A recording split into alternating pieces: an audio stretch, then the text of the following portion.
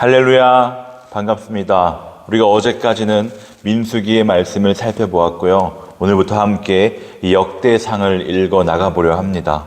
이 역대기는 이스라엘의 역사를 기록한 책입니다. 그리고 그 첫 부분으로 1장부터 9장까지는 아담부터 그 족보를 기록하고 있습니다. 그 중에서도 각 지파의 대표가 될 만한 사람들 약 600명의 이름이 기록되고 있는데요.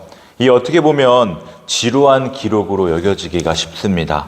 그러나 이 족보를 읽던 당시 유대인들은 마치 우리가 전쟁 기념관 벽면을 빼곡히 메우고 있는 정사자 명단을 보는 것과 비슷하다고 할 수 있는데요. 무슨 느낌일까요? 전율을 느끼지 않았을까요? 이 역대기 저자는 수많은 이름들을 열거하면서 하나님이 어떻게 이스라엘을 세우셨는가를 기억하고 또 어떻게 그 왕권과 성전을 회복하실 것인지를 기대하고 있습니다. 원래 정해져 있던 오늘 본문은 1장부터 4장까지였는데요.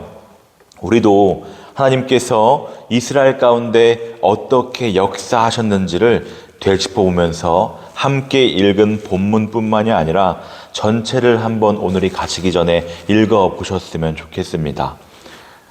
그런데 오늘 본문이죠. 유독 한 사람, 이 야베스라는 이름 뒤에 존귀한 사람이라는 기록과 함께 두 구절에 걸쳐서 그를 장황하게 소개하고 있습니다. 우리가 오늘 본문 다시 한번 한 목소리로 읽어보겠습니다. 시작. 야베스는 그의 형제보다 귀중한 자라. 그의 어머니가 이름하여 이르되 야베스라 하였으니 이는 내가 수고로이 낳았다 함이었더라.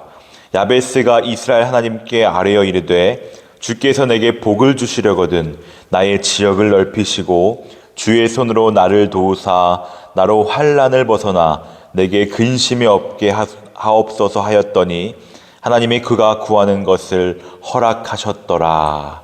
아멘. 세상에는 많은 그리스도인들이 있지만 하나님의 생명책에 이름뿐만 아니라 이 존귀한 사람이라고 기록되어질 자가 과연 얼마나 될까요? 사람은 누구나 다 주어진 환경에 제한을 받을 수밖에 없습니다. 가정이 너무나 가난했기 때문에 교육을 받을 수 없었던 사람들이 있습니다. 어떤 이는 어릴 때부터 부모의 사랑을 받지 못하는 환경에서 자랐기 때문에 성인이 되어서도 여전히 사랑을 줄 줄도 모르고 받을 줄도 모릅니다. 이 태어나면서부터 신체적 이상을 가지고 태어난 사람은 평생 자신을 원망할 수도 있을 것입니다. 그런데 여기 야베스를 한번 주목해 보려고 합니다. 그는 환경을 이긴 사람입니다. 운명을 바꾼 사람이었어요. 도리어 그 형제들이나 역사적인 인물들 중에 가장 존귀한 사람이라 불리워졌던 사람입니다. 본래 야베스라는 이름의 뜻은 슬픔의 사람, 고통의 사람, 괴로운 사람이란 뜻이 있습니다. 구체적으로 어떤 슬픔과 고통이 있었는지는 성경에는 기록되어 있지 않은데요.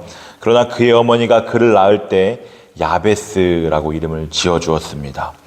첫째로 그의 어머니가 그를 낳을 때 해산의 고통이 너무 컸기 때문이라고 볼 수가 있습니다. 둘째는 보통 유대에서는 아이의 이름을 그 아버지가 짓는데 그 어머니가 지은 것을 보면 아마 태어나기 전에 아버지가 죽었으므로 온갖 심령의 고통 가운데서 낳았다는 뜻일 수도 있습니다. 셋째는 이 아이를 난산하다가 보니 나면서부터 팔이나 다리 등 신체상의 이상이 생겨 불구가 되었으므로 슬퍼하여 야베스라고 불렸을 수도 있을 것입니다. 이 이름 자체의 뜻을 따라 이런 여러 가지 이유들을 추측해 보건대 이 불우한 환경 속에서 살았을 것이 틀림없는 것 같아요. 그러나 여기서 중요한 것은 그는 그러한 환경 속에 매이거나 환경을 핑계하거나 운명에 갇혀만 지내지 않았다는 것입니다. 그는 살아계신 하나님께 기도함으로 이 환경을 이기고 하나님의 은혜와 복을 받았습니다. 그는 자신의 불행한 환경을 탓하거나 그 환경에 좌절하지 않고 자신의 삶의 지경을 넓혀가게 해달라고 하나님께 부르짖었습니다. 하나님께서 크게 쓰시는 사람은 자신의 환경이나 육체적인 조건에 항복하는 사람이 아니라 그것 때문에 더욱더 하나님을 찾는 사람입니다. 우리가 너무나 잘 아는 말씀이죠. 예레미야 33장 3절의 말씀인데요. 너는 내게 부르짖으라. 내가 내게 응답하겠고 내가 알지 못하는 크고 은밀한 일을 내게 보이리라. 만약 요셉이 환경에 굴복했다면 그는 평생 애굽에서 종살이하는 노예로 살았을 것입니다. 그러나 그는 환경을 보지 아니하고 환경을 주관하시는 하나님을 바라보고 기도의 힘으로 환경을 이겼습니다. 그래서 그는 그의 형제들보다 존귀한 자가 되었는데요. 아니, 하나님은 그를 열국 중에서 존귀함을 받는 자로 세우셨습니다. 하나님은 자기를 존귀 여기는 자를 존귀하게 여기십니다.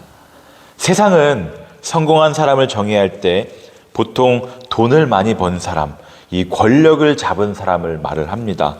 하지만 우리는 그보다 먼저 이 귀히 여김을 받는 사람이 성공한 사람임을 기억하길 원합니다. 이 참된 성도는 모든 사람들에게 존귀 여김을 받으며 살아가는 사람입니다. 사랑하는 청함의 성도 여러분, 하나님을 존귀히 여기시기 바랍니다.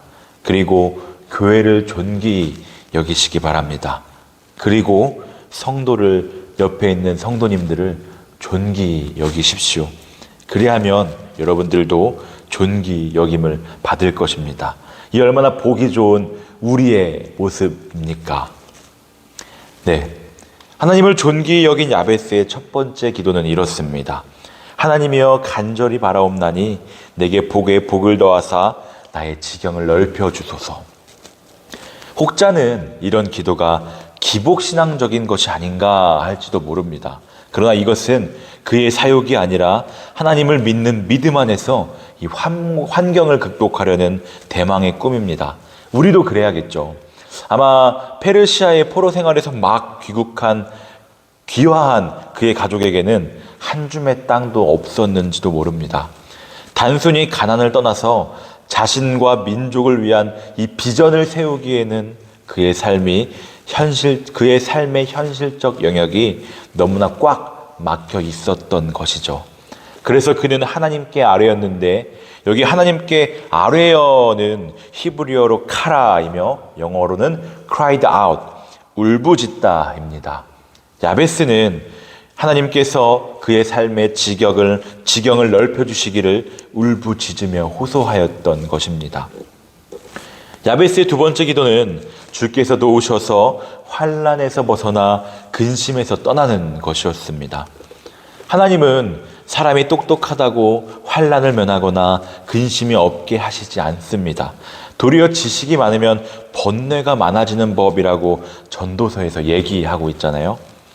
내가 아무리 지식이 많고 재주가 있어도 하나님께서 내 손을 붙잡아 주시지 아니하면 나의 삶은 이 근심과 걱정을 못 면한다는 것을 기억하면서 더욱더 우리는 주님께 붙들려 있기를 소망합니다.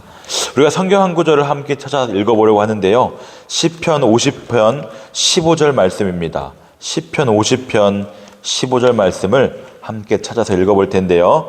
제가 가진 성경으로 구약 성경 837쪽에 있습니다. 시편 50편 15절. 네, 한 목소리를 읽어볼까요? 환난 날에 나를 부르라. 내가 너를 건지리니 내가 나를 영화롭게 하리로다. 아멘. 그렇습니다. 야베스는 끊임없는 환난과 극도의 근심 속에 사로잡혀 지내고 있었습니다. 그러나 그가 간절한 마음으로 살아계신 하나님께 기도함으로 하나님이 그 구하시는 것을 허락하셨더라고 했습니다. 하나님은요, 하나님의 능력을 믿으며 기도하는 사람을 통해서 역사하심을 믿으시길 바랍니다. 오늘 여기 이 자리에 계신 분들 중에는 야베스와 같은 운명에 놓여 있는 분들도 있을 것입니다. 아니면 어쩌면 우리 모두가 다 야베스처럼 불행한 환경에 처해 있는지도 모릅니다. 그러나 이 야베스를 주목하시기 바랍니다. 그는 환경에 굴복하거나 원망하지 아니하고 그 어떤 환경을 통해서도 선하게 역사하시는 하나님을 존귀히 여겼다는 것입니다. 그리고 그에게 자신의 꿈을 펼칠 수 있도록 삶의 지경을 넓혀달라고 아뢰었습니다. 이 끊임없이 닥쳐오는 환난과 근심을 주님의 손으로 막아달라고 부르짖었습니다. 하나님은 어제나 오늘이나 내일이나 이 영원토록 동일하신 분이십니다. 이 야베스의 기도를 들어주신 하나님께서 저와 여러분들의 기도를 들어주실 것입니다. 먼저는 우리도 야베스처럼 우리의 평생에 여호와를 섬기며 그 여호와 하나님의 말씀만을 붙잡고 따라 살아가며 주의 집에 항상 거하기를 다짐합시다. 그래서 복에 복을 내리셔서 여러분의 삶의 지경을 넓히시고 여러분의 이름이 존귀 여김을 받는 하나님의 백성들이 되시기를 주님의 이름으로 축복합니다.